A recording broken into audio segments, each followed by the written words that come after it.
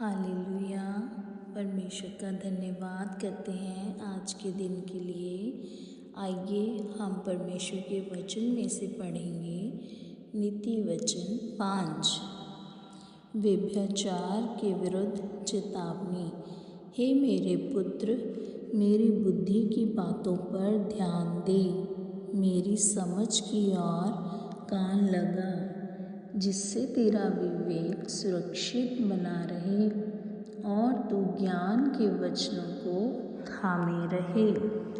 क्योंकि पराई स्त्री के होठों से मधु टपकता है और उसकी बातें तेल से भी अधिक चिकनी होती हैं, परंतु इसका परिणाम नाक दोना सा कड़वा और दो धारी तलवार सा कोना होता है।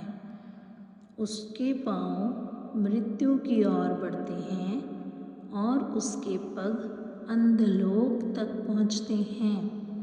इसलिए उसे जीवन का समथर पथ नहीं मिल पाता। उसके चाल चलन में चंचलता है, परंतु उसे वह आप नहीं जानती। इसलिए अब हे मेरे पुत्रों, मेरी सुनो और मेरी बातों से मुँह न मोड़ो। ऐसी स्त्री से दूर ही रह और उसकी डेवढ़ी के पास भी न जाना।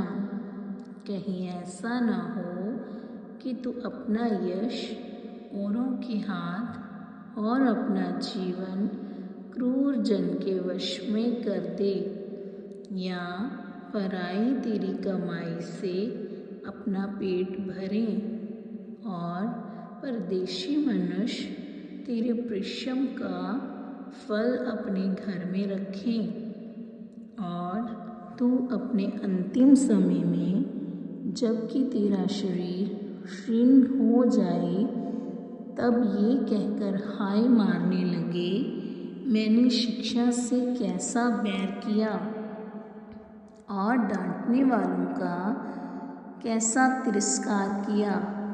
मैंने अपने गुरुओं की बातें ना मानी और अपने सिखाने वालों की ओर ध्यान ना लगाया। मैं सभा और मंडली के बीच में पराए सब बुराइयों में जा पड़ा। तू अपनी ही कुंड से पानी पी और अपने ही कुएं के सोते का जल पिया करना।